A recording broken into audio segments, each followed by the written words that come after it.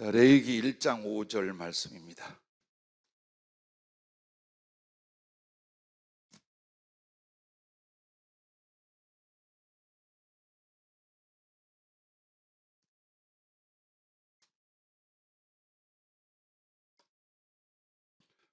한 번 더 같이 읽도록 하겠습니다. 레위기 1장 5절.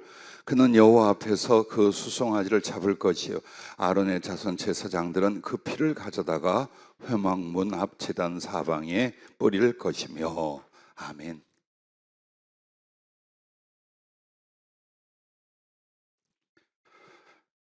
지금 레위기 11번째 시간이고 번제드림, 즉 번제드린 실제를 우리가 제목으로 삼아 공부하고 있는데 번제드림의 4번째 시간입니다.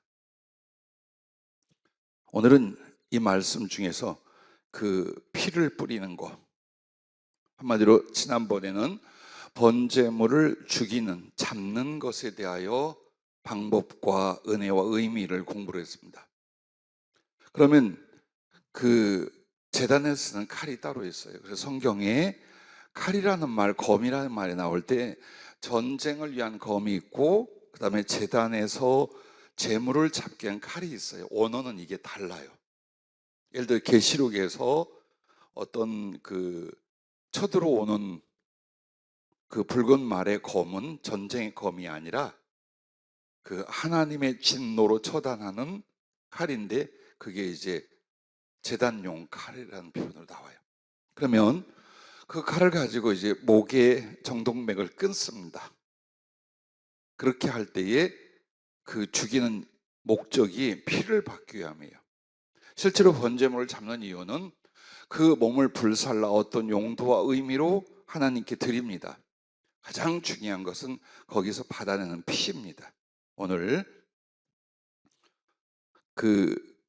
이 번제드림 4번째 시간은 번제물의 피를 받아서 번제단의 사방이라고 나와요. 전에 개정성경에는 사면이라고 나와요. 그래서 가끔 사람들이 물어요. 그 번제단에 피를 뿌릴 때 땅바닥에 뿌리는 거 아닙니까? 주변에다가. 그런데 사실 이 피 뿌림이 달라요. 먼저는 번제 드리는 거, 화목제, 속제제, 속건제 등 소제, 즉 가루나 떡 음식으로 드리는 제사를 제외한 모든 제사에는 희생 제물의 피를 반드시 드리는 피의 제사입니다. 피 없이는 제사를 드릴 수가 없었어요. 그러면 여기서 번제물의 피를 번제단 사방에 뿌릴 것인데 이 말은 번제단이 그 노수로 만들어집니다. 근데 그것이 네모나게 되어 있는 그 사면에다가 거기다 뿌리는 거예요. 땅바닥에 뿌리는 게 아니라 대신 속죄 제물의 피 중에 번제단 뿔에 바르고 번제단 밑에 쏟는 게 달라요. 그러니까 예를 들어서 번제물 혹은 화목제물 등등 하고 속죄 제물은 그 피를 이렇게 뿔에다 바른 뒤에 땅바닥에 쏟게 되어 있어요. 번제단 주변에. 그러나 번제로 드리는 제사는 땅바닥에 쏟는 게 아니라 번제단 사면에 쏟습니다. 그럼 여러분 이걸 생각해 봐요. 상상이 필요해요. 번제단은 불이 꺼질 데가 없어요. 24시간 항상 불이 있어요. 한마디로 그 아침에 드리는 번제물을 태우는데 오후까지 갑니다. 그럼 이제 오후에 저녁에 드리는 제사 제물은 다음날 아침까지 갑니다. 그래서 번제단의 불을 꺼뜨리면 안 돼요. 그 번제단의 불로 7 등불을 켜고 향불을 붙이는 역할입니다. 그래서 번제단의 불이 나머지 불을 다 연결을 해요. 그래서 번제단 불이 꺼지지 않는다. 그렇다면 번제단의 피를 옆에 뿌리면 어떻게 될까요? 흘러내릴까요? 증발해요. 그래서 번제단에서 드리는 피는 땅바닥에 쏟아지는 게 아니라 전부 다 마치 향연처럼 증발을 하게 되어 있어요. 한마디로 피조차도 그 번제단의 불에 의하여 살라지는 것 같은 거예요. 그러니까 불 속에 집어넣지는 않지만 번제단의 하는 것은 이 번제단이 항상 뜨겁게 달궈져 있어요. 그러니까 주르르 흘러내리지 않고 거기서 증기화되는, 기화되는 그런 방식이 됩니다. 자, 그리고 이제 번제단은 뭘 의미하느냐? 번제단은 하나님의 심판과 하나님께 헌신을 의미합니다. 그 번제단의 기능이 뭐냐? 하나님의 심판이에요. 죄에 대해 심판하고 죄를 소멸하는 걸 하는 거예요. 불로 태워버림으로. 그리고 동시에 어떻게 보면 역이죠. 역으로서 해석이 되는 게 뭐냐? 그것이 하나님께 헌신으로 드려지는. 그러므로 이 번제단은 예수 그리스도의 십자가가 그 본질입니다. 한마디로 번제단이나 혹은 단을 쌓았다고 그러잖아요. 예를 들어서 아벨도 단을 쌓았고 아브라함도 단을 쌓고 그리고 그 앞에 노아도 단을 쌓고 야곱도 단을 쌓아요. 그 단이 뭘까요? 돌로 만들어 놓은 곳 위에 제물을 드리게 되어 있어요. 즉 한마디로 번제단이에요. 그거는. 그래서 규격이라든지 사이즈 내용을 정확하게 말씀해 주는 것이 이제 출애굽기 레위기에 있는 일이고, 그 전에는 돌로 일반 땅과 구별하여 세웁니다. 그리고 그 위에 단을 쌓았다는 건 돌멩이로 단을 쌓았다는 뜻이 아니에요. 그 위에 번제물을 바치는, 바로 그 단을 쌓았다는 뜻이에요. 그래서 번제단 자체는 하나님의 심판과 그리고 하나님께 대한 헌신으로서 무엇을 의미한다? 예수님의 십자가를 의미합니다. 그래서 주님의 십자가에서 어떤 일을 합니까? 우리들의 죄를 없이 하는 역할을 해요. 자기의 목숨을 바침으로 죄를 소멸하는 일을 하신 거예요. 그러면서 동시에 그것은 아버지 하나님을 향한 예수님의 온전한 헌신이 됩니다. 그리고 이어서 우리도 그렇게 살라, 그렇게 하나님의 번제단에서 번제물처럼 바쳐지는 것이다, 이것을 교훈하고 있는 것입니다. 그래서 레위기 4장 34절에 보면 속죄 제물의 피는 번제단 뿔에 바르고 번제단 밑에 쏜다. 이것은 이제 그때 가서 여러분에게 그 의미와 은혜를 설명을 드리도록 하겠습니다. 그럼 첫째, 피를 번제단 사방에 뿌리는 것은 왜 그렇게 할까요? 그 중에 첫 번째가 피는 생명을 뜻한다라는 겁니다. 레위기 17장 11절, 지난번에도 이 성경 구절을 봤죠. 육체의 생명은 피에 있습니다. 내가 이 피를 너희에게 주어 제단에 뿌려 너희의 생명을 위하여 속죄하게 하였나니 생명이 피에 있으므로 피가 죄를 속하느니라. 자, 피는 생명을 뜻합니다. 근데 그 생명을 뜻하는 피를 통해서 어떤 일을 하는 거예요? 죄의 값으로, 생명의 값으로 바친다 라는 걸 지금 말하고 있는 겁니다. 그 다음에 두 번째는 이제 그리스도께서 자기 생명을 온전하게 하나님께 드림이라는 거예요. 히브리서 9장 14절을 한번 찾아봐 주시기 바랍니다. 히브리서 9장 14절. 누구를 한번 시킬까요? 안 시킬게요. 막 노트 던지지 말고. 자, 히브리서 9장 14절을 같이 읽어보겠습니다. 하물며 영원하신 성령으로 말미암아 흠 없는 자기를 하나님께 드린 그리스도의 피가 어찌 너희 양심을 죽은 행실에서 깨끗하게 하고 살아계신 하나님을 섬기게 하지 못하겠느냐. 아멘. 자, 여기에 보면 지금 이 내용이 번제나 속죄제 등등을 말합니다. 그래서 여기서 그 번제단의 제물로서 피를 쏟은 건 예수 그리스도께서 자기의 생명을 피를 통하여 흘리되 먼저 무엇을 위한 거예요? 온전하게 하나님께 드리는 거예요. 그래서 히브리서 9장 14절은 참 은혜와 의미가 많은데, 영원하신 성령으로 말미암아 흠없는 자기를 하나님께 드리는 그리스도의 피라고 말합니다. 이 말은 그리스도의 피가 하나님 앞에 하나도 흘림이 없이 낭비됨이 없이 다 바쳐졌다. 누구를 통하여? 성령을 통하여. 그래서 결국 그리스도의 십자가의 고난과 죽으심은 먼저는 아버지께 드리는 온전한 헌신이다. 그걸 우리에게 다시 교훈하고 있는 내용입니다.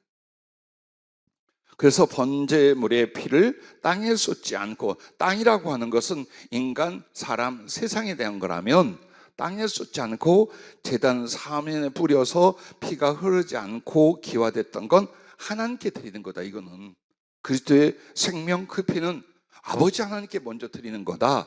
이것을 번제를 통해 우리에게 가르쳐주고 계십니다. 자, 지금 여러분에게 피를 번제단 사방에 뿌리던 것은 첫째, 둘째, 그리고 셋째로 넘어갑니다. 그 중에 그리스도의 피로 생명 언약을 세워주십니다. 이게 이제 중요한 부분이에요. 성경 전체에 가장 해석에 있어서 핵심적인 부분이에요. 예를 들어서 오늘도 우리 등록했던 박 장로님은 그런 얘기를 좀 했는데, 여러분에게 있어서 언약이라는 것, 이 이야기를 하면서 성경을 어떻게 해석해야 될까요? 성경의 해석의 키, 중심이 뭘까요? 성경을 읽고 배웁니다. 여러분은 그 성경이 여기는 여기, 저기는 저기, 이건 이거, 저건 저거, 이렇게 해석해 나간다고 생각을 해요. 예, 그런 부분도 있어요. 그러나 성경은 중심에 뿌리와 맥이 있고 흐름이 있어요. 그게 뭐냐? 하나님의 구원의 언약이에요. 그래서 여러분이 성경을 구약이라 신약이라 하는 게 뭡니까? 먼저 된 언약과 새롭게 성립된 언약이다라는 뜻이에요. 즉 하나님의 말씀 성경은 그 해석의 중심이 뭐냐? 하나님이 주신 생명 언약이에요. 이게 창세기부터 요한계시까지 연결이 되는 거예요. 그래서 여러분이 이 언약이라는 거, 이것을 이해하지 못하면 성경이 왜 쓰여졌는지, 왜 이런 역사와 일들과 말씀으로 연결되는지를 끝까지 이해하지 못합니다. 지금도 마찬가지예요. 왜 번제를 드려? 왜 제물을 잡아서 피를 쏟고 그걸 불사르고, 이게 다 뭐냐 이거예요. 예수님에 관하여 예표하는 것 같은데 왜 그렇게 해야 될까? 그게 바로 이 부분인 거예요. 굉장히 중요한, 예수님의 번제물로 혹은 속죄제물로 그 피를 땅에, 즉 한마디로 피를 쏟아주는 것은 생명 언약을 세워주심이다라는 거예요. 그러면 이 생명 언약이라는 말이 어디에 있느냐? 마태복음 26장 27절 28절에 나옵니다. 마태복음 26장 27절 28절을 믿음이 좋고 마음이 착하고 성령 충만을 사모하는 분들만 읽어보시겠습니다. 아닌 사람들은 이 뻥끗도 하지 말아요. 자, 마태복음 26장 27절부터 28절 시작. 또 잔을 가지사 감사기도 하시고 그들에게 주시며 이르시되 너희가 다 이것을 마시라. 이것은 죄 사함을 얻게 하려고 많은 사람을 위하여 흘리는 바 나의 피 곧 언약의 피니라. 아멘. 바로 이 구절이 성경의 핵심인 거예요. 그러면 자, 언약이라는 게 뭐냐? 그것도 그 언약이 생명 언약이에요. 피로 맺은 언약이에요. 그것을 결국 뭐라고 하냐? 구원의 언약이라고 말하는 거예요. 이게 다 연결이 되어 있어요. 그러면 생명 언약이라는 말이 뭐냐면, 자, 죽을 사람에게 생명을 얻게 만든 언약이에요. 그런데 그 죽을 사람에게, 즉 생명을 잃은 사람에게 생명을 주고자 하는 언약을 뭘로 한다? 생명을 바치는 걸로 한다. 그래서 이 생명 언약은 이미 우리에게 언제 온 거예요? 죄를 짓기 전에 온 게 아니에요. 죄를 짓고 죽음이 온 뒤에 주님은 인류에게, 그리고 우리들에게 그 언약을 제시한 거예요. 내가 너를 살리겠다. 내가 너에게 다시 생명을 줄 것이다. 그런데 너를 살리려면 네가 지은 죄에 대한 대가로 죄 없는 이가 죽어야 된다. 그래서 하나님의 아들이 그 죽음, 그 생명을 바치기 위하여 사람이 되어 오신 거예요. 그리고 그 그리스도를 십자가에서 죽게끔 하고 살을 찢고 피를 쏟게 했어요. 이렇게 해서 하나님이 우리에게 구원을 주시고 생명을 주는 언약을 하는데, 그 언약의 증표가 뭡니까? 예수님의 십자가의 피 흘리심이에요. 이에 대하여 우리는 하나님이 우리를 구원하시고 생명을 주실 약속과 언약의 증표로 예수님을 보냈고 예수님의 십자가에서 피를 쏟았다, 이게 언약이고 언약의 증표로나를 알아요. 그러면 거기에 여러분은 언약이라는 건 뭐냐? 일방적으로 하나님이 주는 은혜가 아니에요. 피차 쌍방이에요. 즉 하나님이 세운 언약에 여러분도 어떻게 돼요? 같이 맹세와 언약을 하는 거예요. 그게 믿음 생활이에요. 그래서 이 언약은 여러분이 파기할 수 있어요. 그게 뭐예요? 믿음을 위선으로 만들거나 믿음을 포기하는 일이에요. 그러면 이제 그 생명 언약에서 뭐가 되는 거야? 너는 그대로 죽는다예요. 너는 죽고 넌 지옥 간다예요. 그걸 파기하는 거예요. 그러나 이 언약을 지키기 위해서 나도 뭘 한다? 그리스도께서 하나님께서 나에게 이 생명 언약을 이루시하여 그 목숨을 바친 것처럼 나도 내 생명을 바쳐서 이 언약을 지켜갑니다. 이게 생명 언약이에요. 그리고 이게 믿음이에요. 적당히 교회 다니거나 하나도 변화되지 아니하며 유익을 취하여 흐름을 통하여 흘러가는 그런 따위의 신앙은 절대로 구원을 못 받아요. 지금 이 번제에 관하여 여러분과 내가 성경 공부할 때는 아주 셉니다. 아주 강한 거예요. 이것은 그냥 적당히 믿음 없는 사람 위로해서 교회 좀 나오게 하고 잘 될 거다, 천국 갈, 절대로 그걸 말하지 않아요.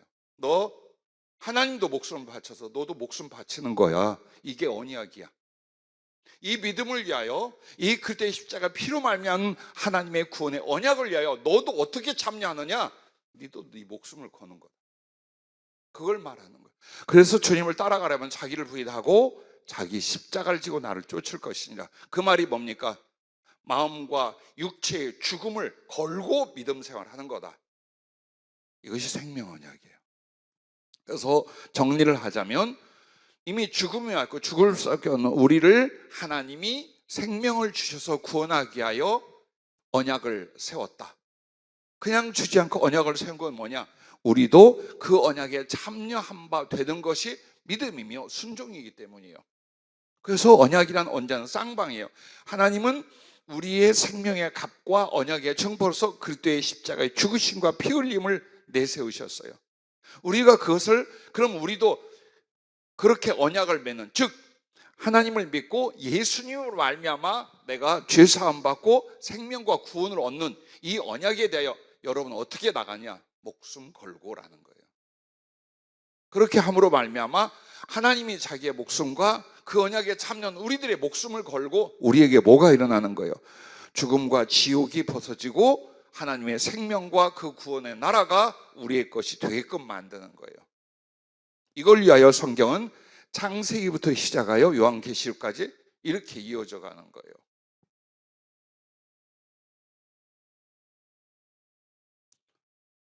혹시라도 이해가 되지 않으면 질문을 더 하시겠다고 바라고, 아니면 나머지 공부를 하도록 하겠습니다. 그래서 한번 보세요. 앞서 말한 것처럼 아벨, 노아, 아브라함, 야곱 등이 세운 여호와의 단이 곧 번제단을 나타내는 것이, 그거는 뭘 말합니까? 항상 언약을 말하는 거죠. 절대로 하나님은 나 받으라 내가 널 구원한다 하지 않아요. 내가 널 구원하기 위하여 십자가를 졌는데 이리 올래? 와서 나하고 약속하자. 근데 우리들의 약속은 피로 맺은 생명의 약속이야. 네가 목숨 걸고 이 언약을 지키면 이 생명이 너의 것이 되고 생명의 나라가 너의 것이 될 거야. 그걸 말씀하는 거예요. 그래서 여러분에게 이제 연결된 게 있어요. 할례. 그 할례가 왜 정해준 줄 압니까? 피로 맺은 언약을 가르쳐 준 거예요. 주님의 십자가는 하나님께서 우리를 위하여 생명을 걸고 언약을 세운 거라면 우리가 생명을 걸고 그 하나님의 생명 언약, 구원의 언약에 동참하는 게 뭐냐? 네 목숨을 바치는 거다죠. 그럼 우리에게도 피를 쏟아야 돼요. 그러면 한 사람과 집안의 대표로서 가장 혹은 맏아들을 세웁니다. 그리고 또 개인은 아들로서 나타내는 거예요. 근데 그들이 생식기의 표피를 돌칼로 잘라서 피를 냅니다. 그러면 남자의 생식기는 다른 게 아니에요. 바로 생명의 영혼에 대한 상징이에요. 낳고가 뭐냐? 대대로 이어지면서 영혼에 대한 상징이에요. 그리고 거기서 표피를 잘라낸 건 뭘 보고자 하며 피를 흘린 거예요. 그래서 우리도 하나님께 언약을 어떻게 하냐? 피로 맺은 언약으로 나가는 거다. 그리고 번제물은 바로 그리스도의 피 흘림에 하나님의 생명 언약에 당신의 피를 우리에게 내어놓은 거예요. 그래서 번제단 제물의 피하고 그 다음에 아들들에게 행하는 할례가 하나님 쪽, 우리 쪽에 피로 맺은 언약에 대한 증표들이라는 거예요.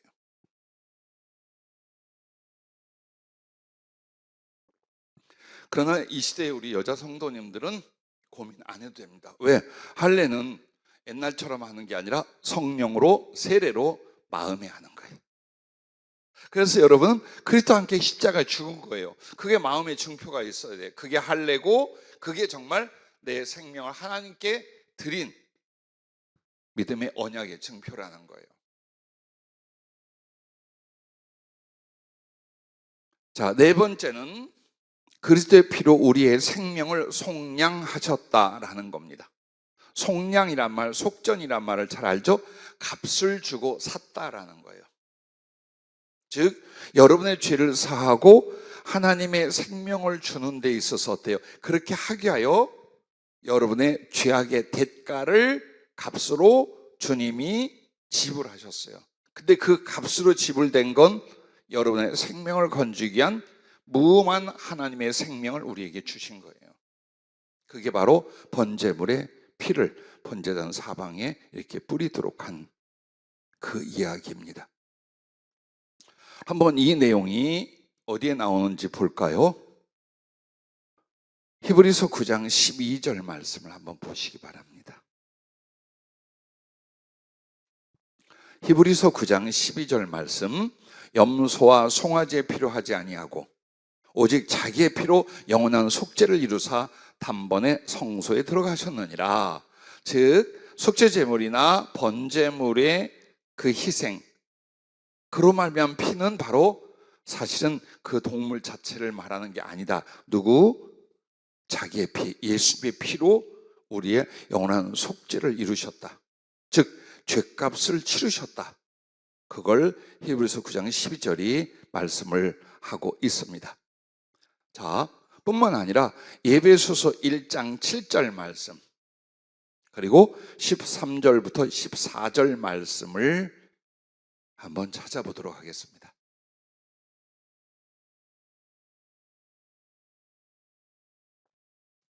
에베소서 1장 7절, 우리는 그리스도 안에서 그의 은혜의 풍성함을 따라 그의 피로 말미암아 속량 곧 죄사함을 받았느니라.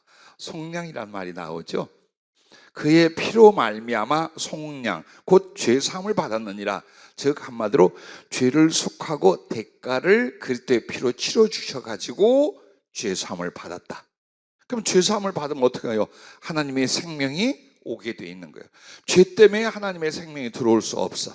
근데 그 죄의 값을 치러줌으로 말미암아 이제 하나님이 사랑하고 주시고자 하는 대로 하나님의 생명을 줄 수 있게 되었다.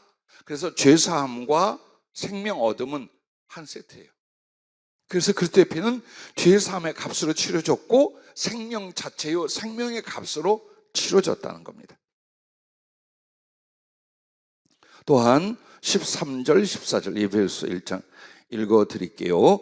그 안에서 너희도 진리의 말씀 곧 너희의 구원의 복음을 듣고 그 안에서 또한 믿어 약속의 성령으로 인치심을 받았으니 이는 우리 기업의 보증이 되사 그 얻으신 것을 속량하시고 그의 영광을 찬송하게 하려 하심이라. 이 말씀은 왜 여러분에게 찾아보게 했느냐? 주님께서 그리스도의 피로 속량하신 것은 죄사함과 생명만이 아니에요. 그것은 하나님과 그 나라와 모든 주실 것들에 대한 값으로 치러졌다는 거예요. 그게. 그래서 오직 죄사함과 안 죽을 생명을 가졌다가 아니에요. 하나님과 그의 나라, 그의 좋은 것들을 전부 다 우리가 받는데, 그 죄인이 그걸 받기 위하여 주님은 자기의 피로써 생명의 값을 치러줬다, 그 뜻이에요. 그래서 여러분에게 죄사함이라는 말의 연결은 생명, 구원을 말하는 거예요. 구원이라는 말의 연결은 하나님과 그가 소유한 모든 것들을 다 우리가 받을 수 있게 됐다라는 거예요. 근데 그 모든 것들을 받게 하기 위하여 대가, 값은 예수님의 피, 그의 십자가의 희생이었다는 겁니다. 자, 여기까지는 이제 피를 번제단 사방에 뿌리는 것이 바로 예수 그리스도의 그 희생, 그래서 우리의 죄사함과 생명을 주신, 혹은 생명 언약을 세우신 것이었다라는 해석이에요. 그럼 이제 두 번째는 항상 따라 붙는 게 있죠. 두 번째는 뭐냐? 이겁니다. 번제단에 뿌린 피를 성도에게 적용할 때예요. 번제물이 이제 나야. 근데 번제물로서 하나님께 드리는데 피를 뿌렸다. 그 피를 번제단에 뿌렸다. 그게 이제 우리에게 무엇을 가르치고 교훈하는 것이냐, 이 부분입니다. 첫째, 하나님이 주신 생명을 하나님께 드리는 것이다, 이 부분이에요. 그래서 번제단은 헌신에 대한 의미라고 두 번째 얘기를 했죠. 즉, 여러분은 신앙생활이 뭐냐, 인생이 뭐냐, 하나님의 번제단에 자기의 피를 드리는 거예요. 이게 신앙생활이고, 이게 구원이고, 이게 하나님을 섬기는 거예요. 즉 한마디로 목숨 가지고 벌벌 떠는 게 아니다, 이 말이에요. 그 몸뚱이의 목숨을 위하여 이렇게 살고 저렇게 사는 건 하나님이 주신 것을 하나님께 돌려드리는 게 아니라 하나님이 주신 것을 가지고 지멋대로 쓰다가 결국 잃어버린다라는 거예요. 그래서 우리에게 신앙생활이 제일 중요한 건 뭐냐면, 목숨을 하나님이 주셔서 하나님께 드리는데, 하나님은 내게 영원한 생명을 주시고 나는 어차피 죽어 없어질 육체의 생명을 하나님께 드리는 거예요. 그걸 번제단에 피를 뿌리는, 제물에 피를 뿌리는 것이 바로 그 부분을 말하는 거예요. 그래서 여러분에게 신앙의 그 언약과 결단 제일 중요해 뭐예요? 이 목숨 주께 이 믿음을 위하여 바칩니다, 혹은 이 사랑을 위하여 바칩니다가 형성이 되어 있어야 돼요. 사명자니 아니니 주의 일꾼이 아니니, 그 말은요, 하나님이 주신 생명 때문에 나라는 존재를, 내 목숨을 하나님께 드리는 것은 너무나 당연한데 안 그런단 말이에요. 그래서 그 중에 사명자니 주의 종이니로 골라내는 게 뭐냐? 그렇게 신앙생활 하는 거야, 이걸 가르쳐 주는 거예요. 사실은 다 주의 종이고 다 사명자예요. 다 목숨 바쳐 이 믿음, 이 헌신을 해야 되는 거예요. 그걸 말하는 거예요. 그래서 여러분은 번제단에 자기의 피를 드리는 거예요. 그게 바로 하나님 우리에게 자기의 영원한 생명을 주셨고, 우리는 거기에 상응하는 우리의 믿음이 뭐냐? 내 육체의 피를, 즉 육체의 생명까지라도 하나님께 드리는 것이다. 즉 나의 목숨과 함께 하나님이 주신 나의 전부를 다시 하나님의 것으로 돌려드리는 거예요. 자, 그래서 이것을 어디에서 가르쳐 주냐? 창세기 22장 2절과 13절을 찾아봅니다. 이삭의 이야기예요.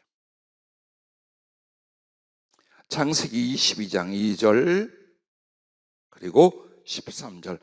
말씀의 지혜, 성령의 지혜를 받기 원하는 사람만 읽어보겠습니다. 아닌 사람은 입도 뻥끗하지 마세요. 시작. 이르시되 네 아들 네 사랑하는 독자 이삭을 데리고 모리아 땅으로 가서 내가 네게 일러준 한 산 거기서 그를 번제로 드리라. 13절. 아브라함이 눈을 들어 살펴본즉 한 숫 양이 뒤에 있는데 뿔이 숫풀에 걸려 있는지라 아브라함이 가서 그 숫 양을 가져다가 아들을 대신하여 번제로 드렸더라. 아멘. 자, 아브라함에게 그렇게 고대하고 고대했던 독자 이삭을 하나님 주셨어요. 그리고 이제 이 아기가 잘 자라났어요. 이쁜 짓을 다하며 기대와 소망과 꿈을 주는 청소년으로 컸어요. 이제 아브라함은 자기 인생이 아니야. 아들이 자기의 생명이고 이삭이 자기 인생이 돼버렸어요. 그쯤에 내놔. 번제물로 바쳐. 라고 한 거예요. 근데 지난번에 이 말씀을 나눴죠? 하나님 억지 부린 게 아니다. 시험해 보려고 그런 게 아니다. 모든 사람은 어때요? 하나님께 바쳐지게 되는 거예요. 하나님의 것이야. 원래도 하나님의 것이었고 예수님으로 인하여 구원해 놓았으니 더 하나님의 것이야. 그러므로 우리가 하나님의 것으로 하나님을 섬기는 방법이 바로 번제물로 바쳐지는 거예요. 그걸 실제로 말한 거예요. 네 아들 내게 번제물이 원래 내 거야. 아브라함아 네 거 아니야. 쟤 세상에서 적당히 살고 장가고 자식 이게 아니라 내 거야. 그래서 번제물로 바치라는 거야 라고 말씀하는 거예요. 그랬는데 그 이삭을 대신하여 숫양을 번제물로 바치게끔 하나님이 하셨죠. 그 말이 뭐냐? 여러분이 당연히 하나님께 다 목숨같이 바쳐질 건데 바로 대신 예수님이 했어요. 그러므로 더더욱 여러분과 나는 어때요? 내 목숨과 연결되어 있는 나의 모든 주권과 소유를 하나님께 드리는 거다. 이것이 생명 언약이고 구원받은 사람의 삶이고 하나님을 사랑하는 진실이다. 그걸 우리에게 교훈하고 가르쳐준 말씀입니다. 자, 두 번째는 자기의 생명으로 주의 생명 언약에 참여함이다라는 거예요. 예, 자기의 생명으로 주의 생명 언약에 참여합니다. 앞에서 설명해 드렸죠. 그런데 이게 창세기 22장 15절 16절로 가면 아브라함과 이삭을 통하여 하나님이 왜 번제단에 번제물로 바치라고 했는지 이유가 나와요. 그것은 바로 하나님의 맹세, 하나님의 언약에 함께 참여시키게 한 거예요. 그래서 하나님은 그 언약을 아브라함에게 어떻게 세웠어요? 너의 자식을 통하여 많은 사람이 생길 것이다. 그리고 너를 통하여 나의 복을 받고 나의 영광과 생명이 될 것이다. 이 언약이에요. 그래서 그 언약을 이루어 주기 위하여 하나님은 예수 그리스도를, 그리고 아브라함은, 이삭은 자기 자신을 드림으로 말미암아 그 생명으로 맺는 언약에 동참하는 거예요. 그래서 여러분도 어떻게 하는 거예요? 나의 목숨, 나의 피를 언제나 주님을 향해 드리고 계속 드리고 있는 거예요. 그게 뭡니까? 바로 그 언약을 실천하고 언약에 여러분이 동참하고 있다는 거예요. 근데 나 주님 위해서 못 살아. 난 희생할 수 없어. 어떻게 신앙생활을 죽기까지 해? 그 사람은 생명 언약이라는 걸 모르고 동참도 안 하는 거예요.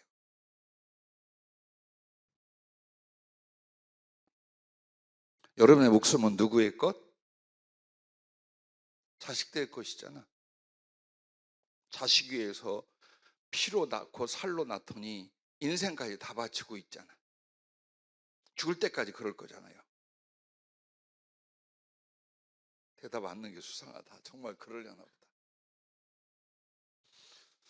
이럴 땐 이렇게 말해도 될 것 같아요. 혼자 된 사람이 복이 있습니다. 자, 세 번째는 성도가 하나님께 생명을 바치면 하나님과 주님께 대한 모든 사랑을 드립니다라는 거예요. 그냥 죽는 게 아니야. 그냥 몸뚱이에 생명을 바치는 게 아니에요. 무엇을 위하여? 주님과 아버지께 대한 사랑을 위하여서요. 그래서 한마디로 여러분과 나에게 그것을 어떻게 표현합니까? 한번 찾아보겠습니다. 빌립보서 2장 17절부터 18절. 신약성경 빌립보서 2장 17절과 18절입니다. 누가 한번 크게 읽어주시기 바랍니다. 이 마이크로 소리가 들을 만큼 한번 크게 읽어주시기 바랍니다. 빌립보서 2장 17절 18절.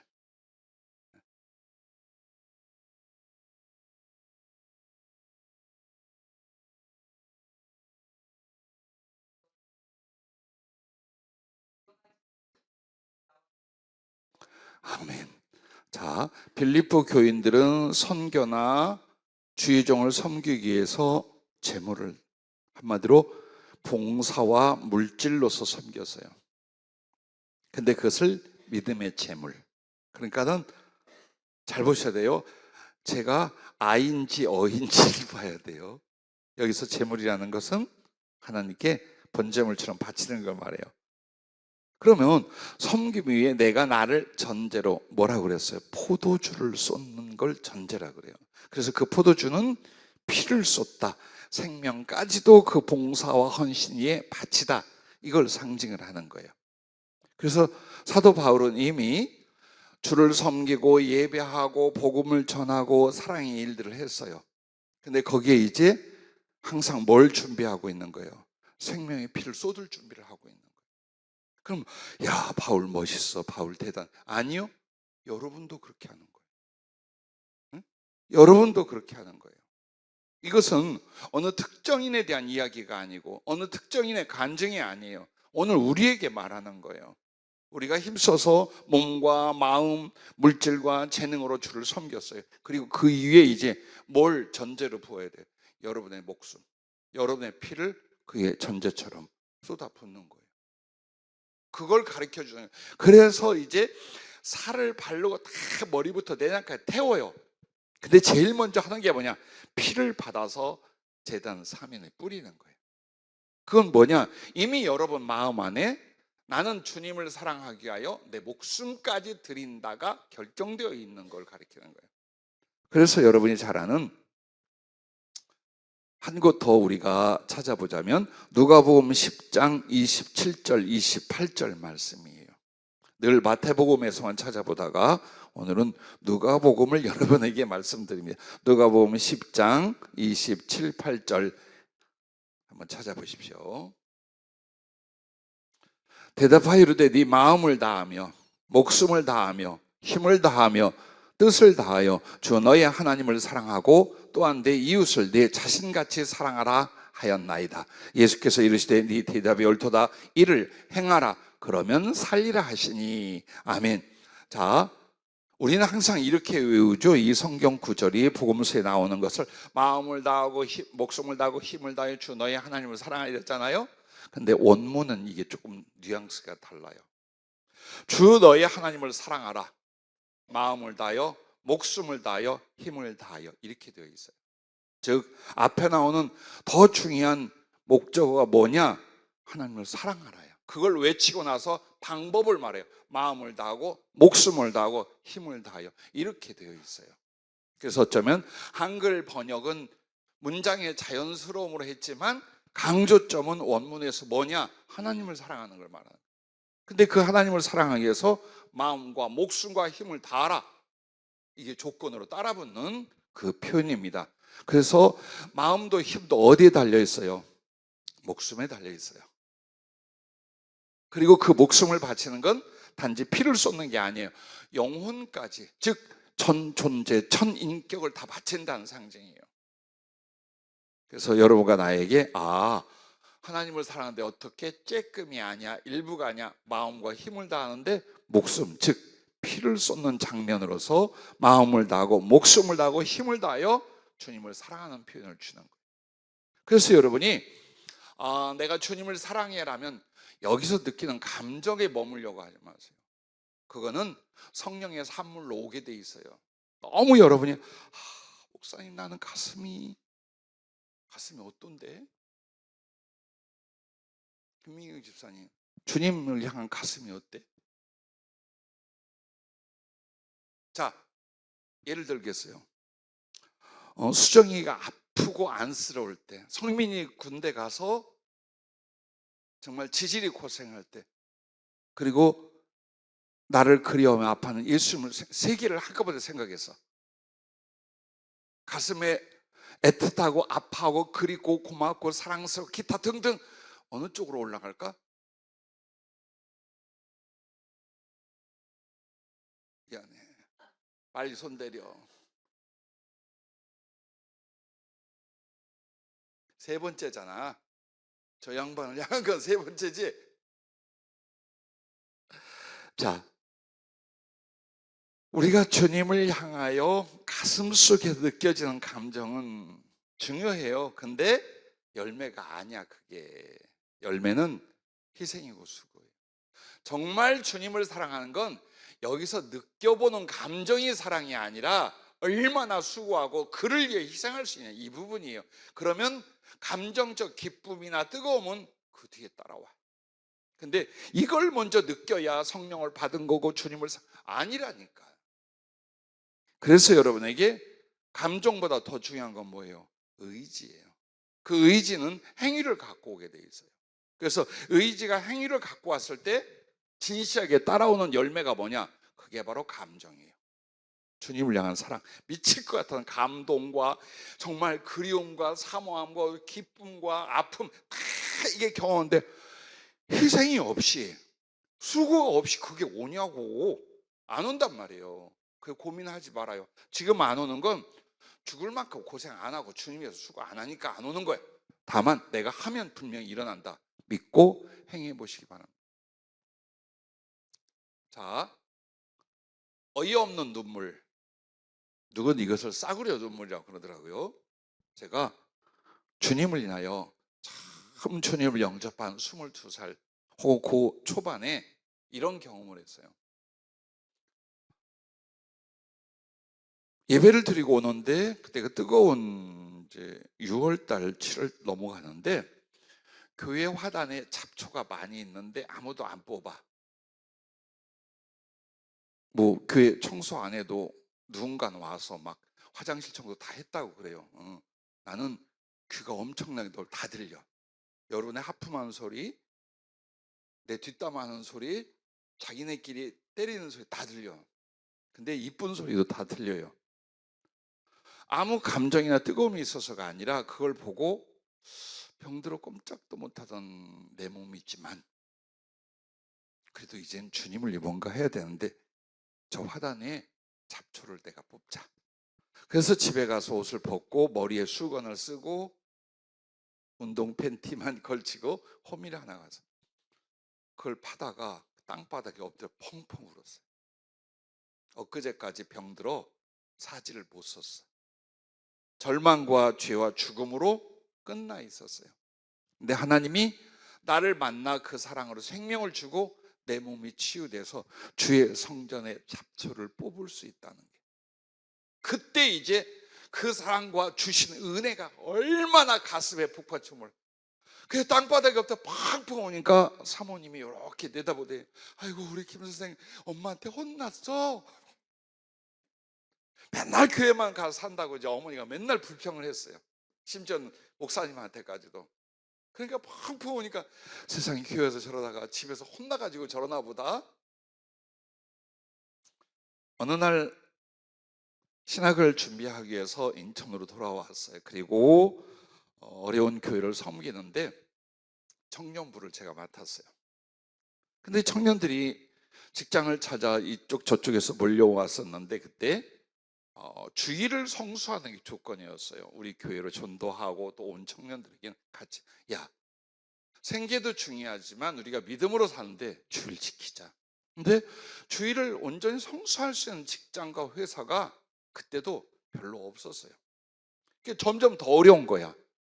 그래서 그들을 전부 다 내가 자취하는 방으로 다 데리고 왔어요. 하나, 둘, 셋, 몇 명까지야? 10명까지 한 방에 있어 봤어요. 그리고 어머니가 보내준 생활비와 용돈 약간으로 이제 10명이 먹는 거예요. 그럼 일주일이면 다 떨어져. 겨울에 연탄불도 못 넣었어요.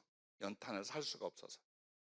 그러니까 같이 먹고 그 공간을 활용하면서 기도하고, 그리고 혹시 하나님이 직장을 열어줄까 기다리는 거예요. 그럼 이 친구들이 길게는 1년, 짧게는 뭐 한 달, 두 달을 거쳐가요. 어느 날 그렇게 직장이 안 되고 청년회 회장을 맡겨놓은 노총각 오집사가 있었어요. 근데 그날도 풀이 죽어가지고 아무리 돌아다니고 해도 주일 지킬 교회가 아니 직장이 없는 거예요. 그래가지고 푹 죽어서 들어왔어. 근데 뭐라도 해서 먹이고 싶은 거예요. 그래서 뒤져보니 뭐가 있어야지. 동전 털고 뭐하고 했는데 딱 돼지고기 한 근을 살 수 있는 돈이 생겼어요. 그래서 조금만 기다려라. 쌀 씻어서 올려놓고 그리고 나는 이제 정주점으로 갔어요. 가지고 다행히 돼지고기 한 근을 사가지고 검정 봉다리에 들고 오는데 갑자기 오는 거예요, 가슴에. 내가 뭔데, 내가 지난날 어땠는데 내가 이제 주님의 이 사랑과 생명으로 저 힘들고 가난한 청년들을 이만큼이라도 위로할 수 있다는 거. 그래서 그 돼지고기 검정 봉지를 들고요, 남의 덤벼락에 막 한참 울고 주저 못 들어왔어. 다 정리할 것 같아 못 들어왔어요. 그리고 그 새서 먹이는데 하늘나라가 따로 없어요.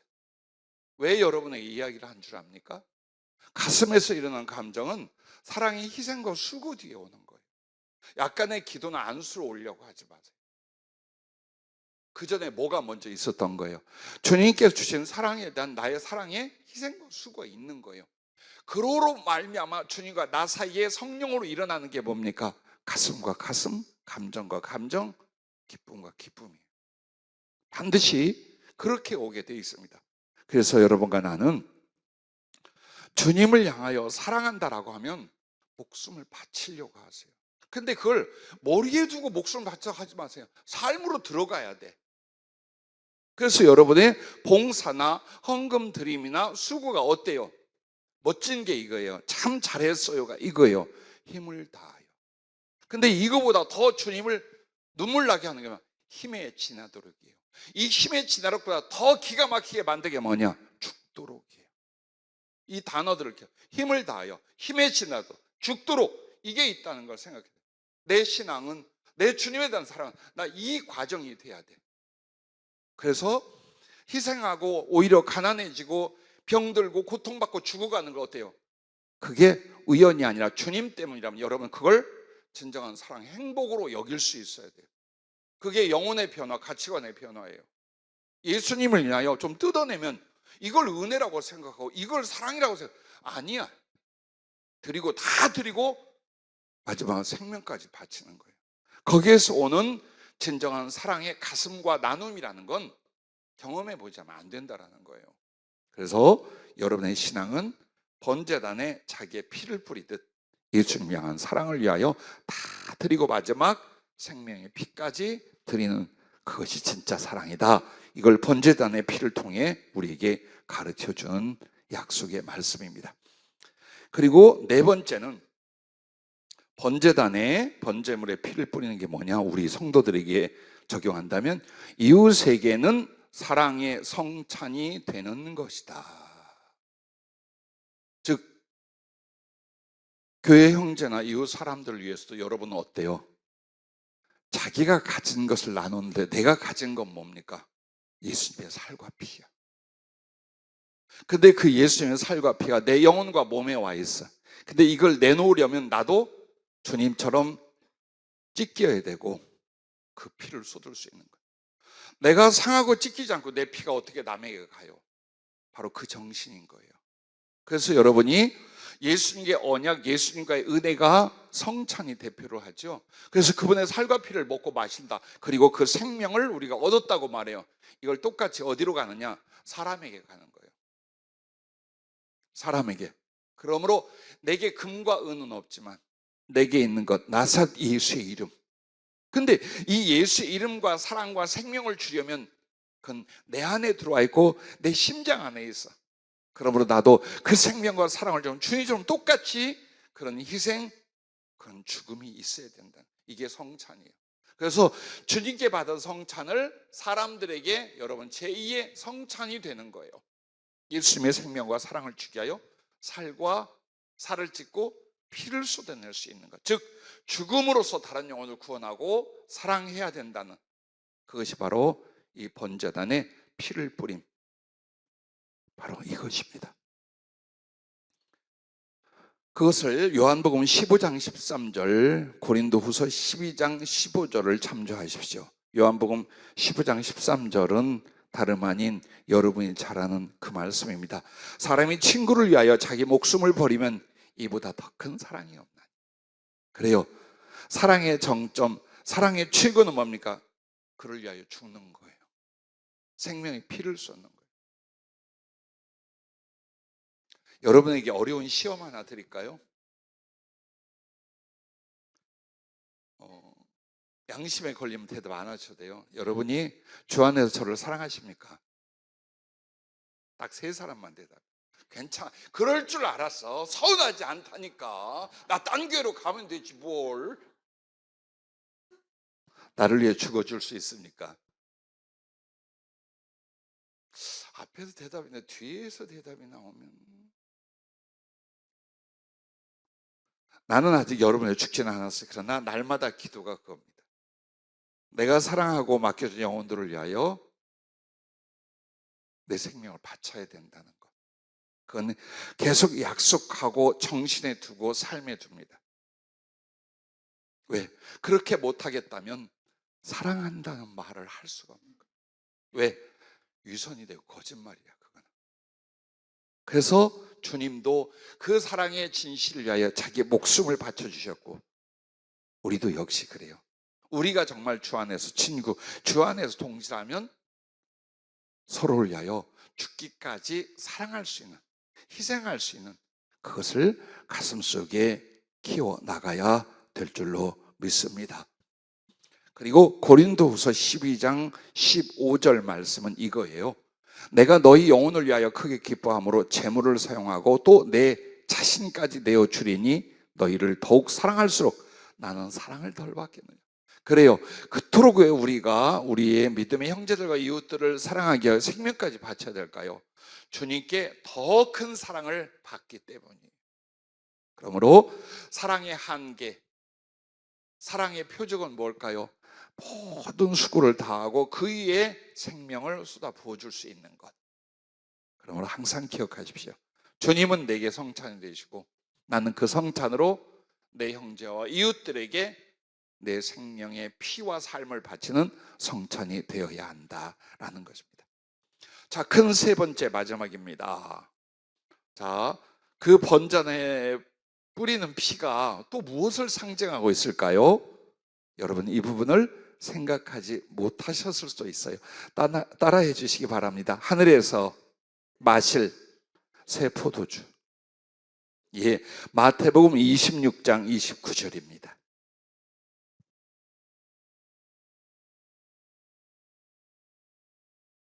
마태복음 26장 29절을 그 주님이 자기 살 내어주는 살이라 먹으라 하고 그 잔을 주시며 마시라 해요. 그리고 생명 언약을 말했죠. 그 뒤에 뭐가 나오느냐? 읽어보겠습니다. 그러나 너희에게 이르노니 내가 포도나무에서 난 것을 이제부터 내 아버지의 나라에서 새 것으로 너희와 함께 마신 날까지 마시지 아니하리라 하시니라. 이 말이 참 난해의 구절이에요. 성경에 도통 잘 풀리지 않는 내용을 난해의 구절이라고 말해요. 이걸 뭐라고 하겠어요? 하늘에서 새로운 포도주 마실 때까지 나 이제 다시는 포도주 안 마실 거야. 분명히 더 깊은 뜻이 있다는 걸 누구나 알아요. 과연 이게 무엇을 말하냐 이 말이에요.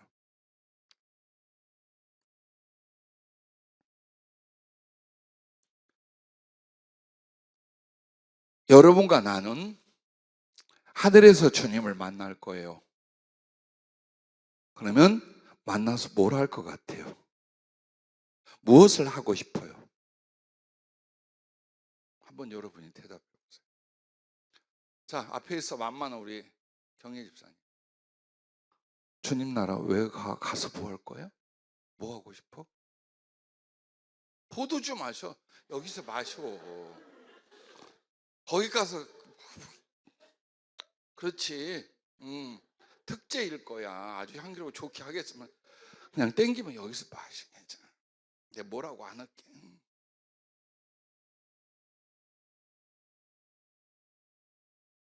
근데 포도주 마실 줄 알아요? 성찬 말고도? 그렇구나. 의미도 느낌도 없이.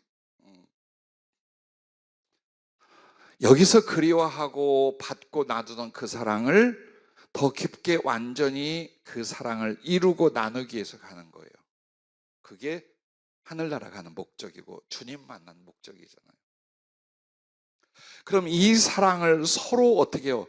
준비해서 만나는 거예요. 주님은 십자가에서 시작을 해서 하늘나라 전체에서 나를 그리워하며 나를 기쁘시게 하게 하여 자기의 사랑을 준비하고 계셔. 이게 주님이 준비한 새 포도주야. 그 상징이에요. 자, 그럼 여러분과 난 어때요? 대충 까이껏 적당히 살다가 주님 준비한 포도주 홀짝홀짝 마시러 가는 게 아니에요. 나도 그 잔치에 포도주 한 병을 만들어 가는 거예요. 내 모든 사랑과 그 위에 내 생명의 피를 뿌리는 진실한 사랑을 내 심장에 담아가는 거예요. 이게 남은 세월이야. 이게 신앙생활이고. 그래서 내가 물질도 세상도 육체도 다 벗어버리고 주님 앞에 갈 때 여러분은 딱 포도주 한 병을 들고 가는 거예요. 그게 뭐예요? 주님을 위하여 사랑했던 그 사랑의 가슴과 삶의 추억들이에요. 그게 영혼에 얼마나 새겨졌던가 보세요. 그리고 그것은 내 가슴과 영혼, 생명의 피를 쏟은 주님을 향한 내 사랑의 포도주예요. 그래서 주님은 나를 위하여 당신의 생명의 피를 바치기까지 사랑했던, 그리고 준비된 새 포도주를 우리에게 내어놓고, 우리는 이 땅에서 주님을 사랑했던, 내 생명까지 바칠 수 있었던 사랑의 포도주를 준비하여 가서 사랑의 잔치, 사랑의 연합, 사랑의 영혼으로 들어가는 거예요. 주님 그 이야기를 하는 거예요. 그리고 이 포도주 분명히 앞에 자기가 생명의 피를 쏟을 걸 말하면서 이 이야기를 하는 거예요. 그 말은 사랑은 피를 쏟고 생명을 바치는 것이다. 그 이야기를 하는 거예요. 그래서 하늘에서 새로운 포도주 뭐냐? 주님과 내가 이 땅에서 그리고 하늘에서 정말 서로를 위하여 준비했던 그 사랑을 함께 나누는 친교와 영원한 사랑의 연합과 누림이다. 그것을 피로 상징하고 포도주로 상징하는 거예요.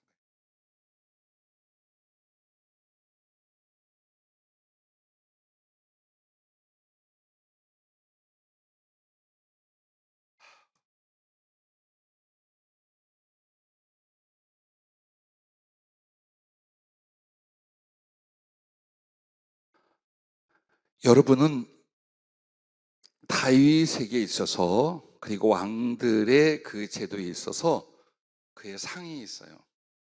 그리고 그 상에 초대를 받는 사람은 왕의 가장 가까운 친구와 가족들이에요.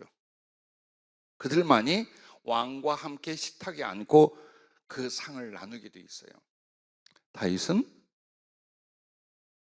자기가 사랑했던 요나단의 아들 무비보셋도 거기에 앉히죠. 그런데 이야기는 어디로 이어지냐? 하늘나라로 이어지는 거예요. 자, 출애굽기 24장 9절부터 11절에 보면 여호와 하나님께서 시내산에 강림했을 때에 이런 일이 있습니다. 제가 읽어드릴게요. 출애굽기 24장 9절부터 11절. 모세와 아론과 나답과 아비후와 이스라엘 장로 70인이 올라가서 이스라엘의 하나님을 보니 그의 발 아래는 청옥을 편뜻하고 하늘같이 청명하더라. 하나님이 이스라엘 자손들의 존귀한 자들에게 손을 대지 아니하셨고 그들은 하나님을 뵙고 먹고 마셨더라. 이게 바로 왕의 상에 초대된 가장 사랑하는 사람들과 그 왕이 같이 먹고 마시는 장면이에요. 그런데 이걸 여러분은 아셔야 돼요. 실제로 이 장면이 이스라엘에게 하나의 예표로서 주어진 거고, 영원한 천국에서 어떻게 일어납니까? 계시록 4장 4절에 24장로들이 그 하나님 앞에, 그 보좌 앞에 있죠. 그게 뭡니까?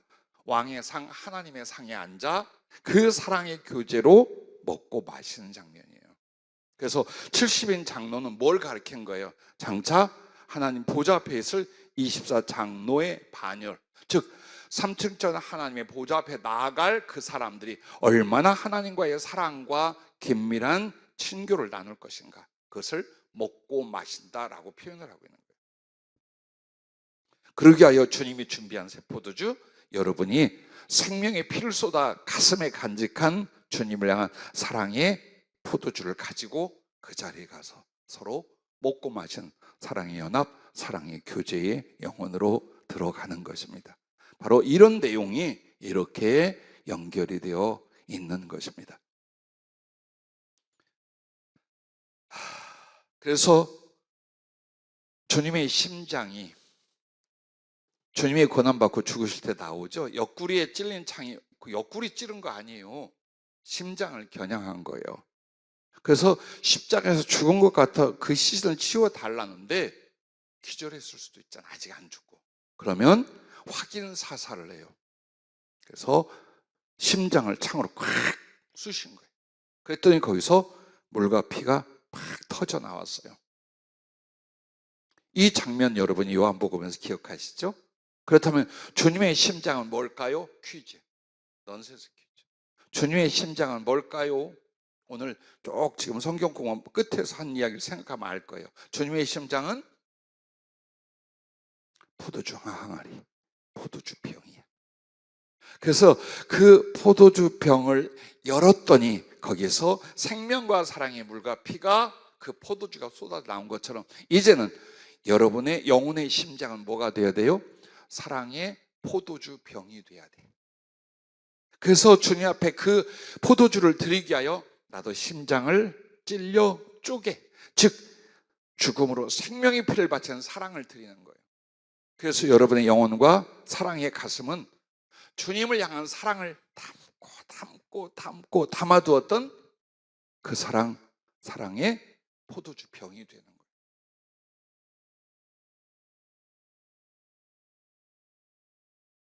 항상 기억하십시오. 기도할 때마다, 삶을 살아갈 때마다, 그래, 나는 주님께 보잘것없겠지만 그러나 가장 진실한 내 생명의 피까지 쏟아붓는 사랑의 포도주 한 병 만들어 가면 된다. 그걸 위해 희생하고 그걸 위해 참고 그걸 위해 죽을 것이다. 그리고 내가 가서 꼭 내 진실한 사랑의 포도주를 주님께 드리고 말리라.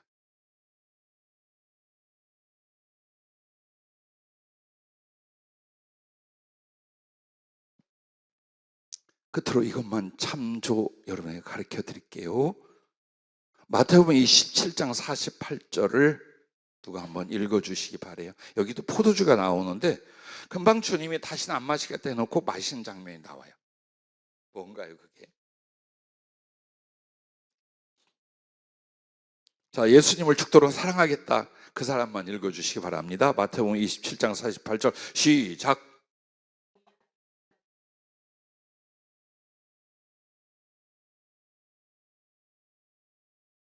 마셨어요. 그리고 그 내용이요. 자, 처음에는 주님에게 그 동물 쓸개즙을 탄 신포도주가 십자가라는 극한 고통으로 사형을 당한 사람들을 위하여 있어요. 그거는 약간의 마취제예요.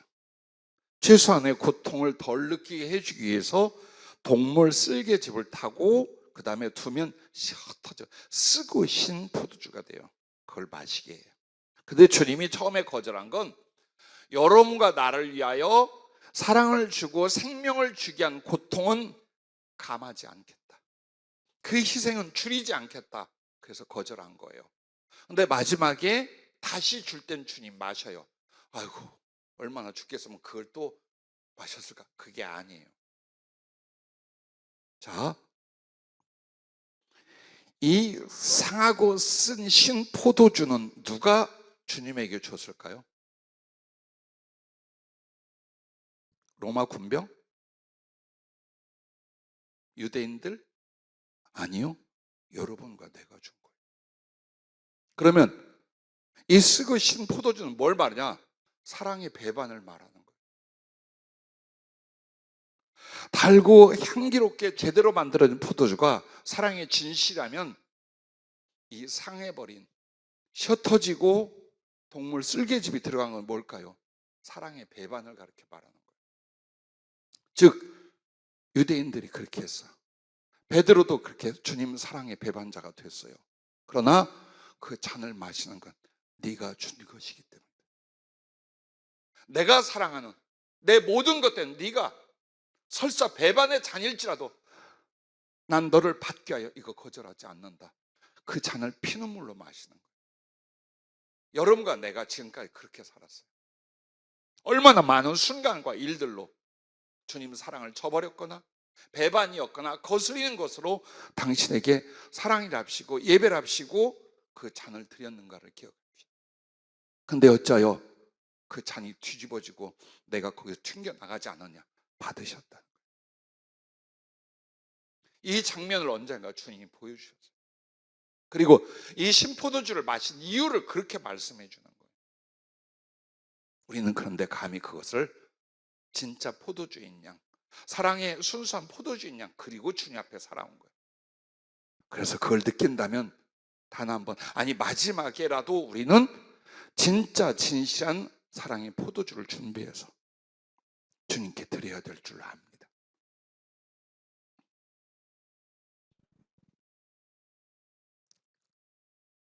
그래서 여러분과 나는 이 번제단 그리고 제물드림이 뭐냐? 예배예요. 오늘의 예배 속에 다 들어가 있어. 주님의 십자가를 거쳐서 오늘 우리가 번제단에 참여하는, 번제 제물로 주님을 섬기는 게 뭐냐? 예배랍니다. 그래서 그 예배를 어떻게 생명으로 맺는 언약의 연속이랍니다. 그게 바로 번제단의 제물을 드리고 드리는 것. 지금 우리는 이 예배를 예수의 이름으로 성령으로 드리고 있어요. 이게 뭐냐? 생명 언약을 하나님 앞에 계속 영속적으로 이어가는 거예요. 그게 예배야. 그걸 잊지 말아야 돼요. 관람이 아니고 설교가 어떻고 이게 아닙니다. 그리고 새 생명으로 드리는 경배의 찬양의 실제라는 거예요. 즉 한마디로 그 불은 성령의 불이야. 그래서 그 성령의 불로 말미암아 나는 육신과 죄의 사람이 아니라 예수 그리스도에 대한 순종과 사랑의 사람으로 거듭났어. 그래서 이제야 제대로 된 경배와 찬양이 하나님께 올려지는 거랍니다. 그게 바로 번제단, 번제물, 불로 태우고 피를 뿌리는 그 내용과 같답니다. 그러면서 동시에 여러분과 나는 어때요? 마음과 목숨과 힘을 다하는 섬김의 시작과 끝이에요. 그게 바로 번제단의 희생이요 예배랍니다. 그래서 우리의 오늘의 예배가 생명 언약의 참여와 영속성을 말하고, 그리고 성령으로 거듭난 사람의 진정한 경배와 찬양이고, 마음을 다하고 목숨을 다하고 힘을 다한 주님을 향한 사랑의 섬김의 시작과 끝이다. 이게 바로 번제단이 나타내 주는 예배랍니다. 자, 오늘은 여기까지입니다. 질문이 있으시면 질문 한 가지만 받고 또 갈 길을 가겠습니다.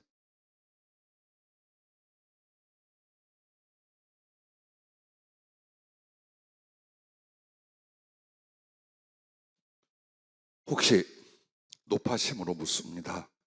좀 이해하기에 난해한 어려움이 있습니까?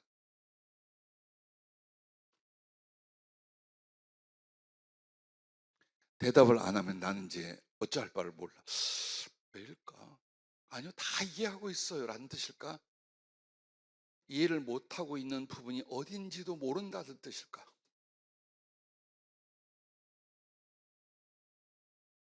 아멘 하는 사람 남아서 이제 교회 청소하는 거야. 이해. 피 뿌린 거 안 닦아요. 번제단이 이렇게 달궈져 있다고 그랬잖아요. 응. 그리고 예를 들어서 그 번제단의 불 혹은 또 그 지성소를 향해 있는 분향단의 불 이런 데 피를 발라요. 그리고 또 저기에 지성소에 들어가면 그 속죄수 뚜껑 위에 피를 부어요. 절대로 그건 닦질 않아. 닦는 게 아니에요. 닦는 건 뭘 말할까요? 취소를 말하는 거예요. 안 닦아요, 그거는. 그러니까 사실 실제로는 성막 성수 안이 어땠을까요? 피비린내가 나고 아주 그 연기로 말미암아, 그래서 정말 향기라고는 말할 수가 없어요. 그래서 오죽하면 거기다 향연을 피웠겠어. 그러니까 물리적으로 말하자면 그 안에 어둡기 때문에 7 등대를 켰고 그 안에 악취가 진동할 수밖에 없기 때문에 솔직히 향연을 핀 거예요. 이것도 일리가 있어요. 그러나 거기에는 더 하나님을 사랑하고 경외하는 그 영적 표현을 갖고 있는 거예요. 그래서 피는 씻지 않는다, 닦아내지 않는다. 좋은 질문이었어요. 굳이 성막에 가서 청소하려고 하지 말아요. 그냥 여기에 우리 교회 청소해.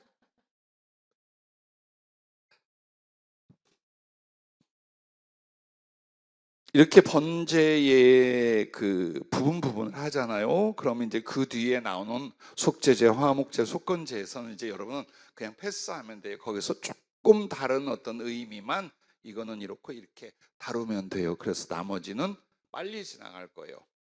왜냐하면 이 방법과 내용들이 각 제사에 전부 다 적용이 돼요. 그러니까 앞에서 지루하고 느린 것 같으나 뒤에 가서 반복되는 것들을 미리 지금 여러분은 공부하고 깨닫고 있는 거예요.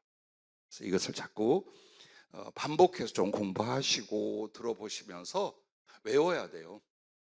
솔직히 이 레위기의 제사에 관하여 진짜 은혜를 받고 마음껏 누리고 남에게 가르쳐 전하려면 여러분은 이 내용을 외우실 수 있어야 돼요. 그러니까 몇 장 몇 절이 아니라 번제단은 뭐, 번제 제물은 왜, 그 피는 뭐, 이건 여러분 어때요?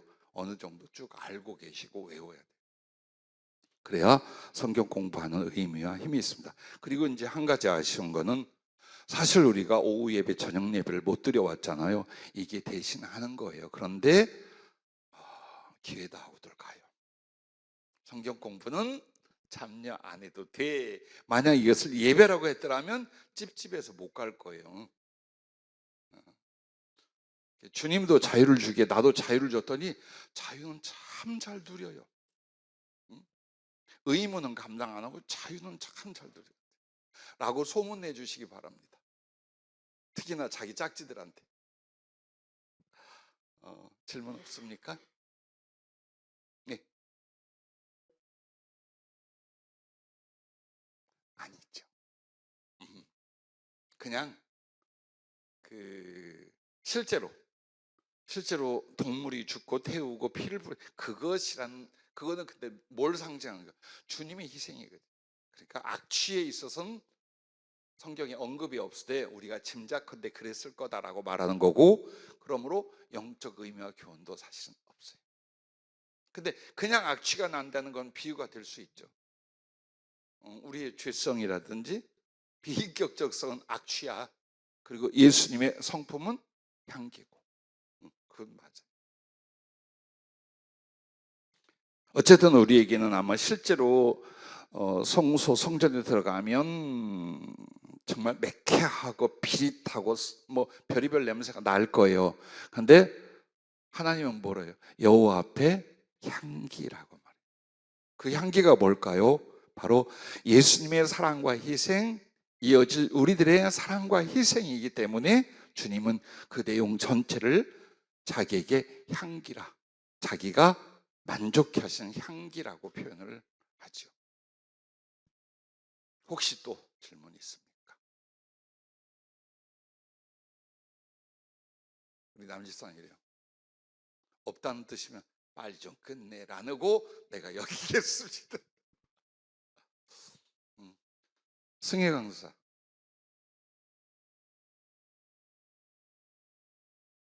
응? 아무것도 안 물었어. 그냥 한번 불러본 거예요. 곤란해하지 말아요. 기도하겠습니다. 주님의 모든 것과 생명과 주실 은혜가 말씀에 있는데 그 말씀을 지키기 위해서 사모하는 이들에게 말씀 속에 있는 비밀과 지혜 그리고 언약과 그 성취를 허락하여 주시옵소서. 그리스도의 피와 이제는 우리가 주를 사랑해 바칠 피를 기억하게 하셨나이다. 그리고 마음에 작정하게 하사오니 그 사랑의 길, 주님을 위한 그 충성의 길을 즐거이 갈 수 있도록 도와주시옵소서. 예수님 이름으로 기도하옵나이다. 아멘. 수고들 많이 하셨습니다. 하루 종일.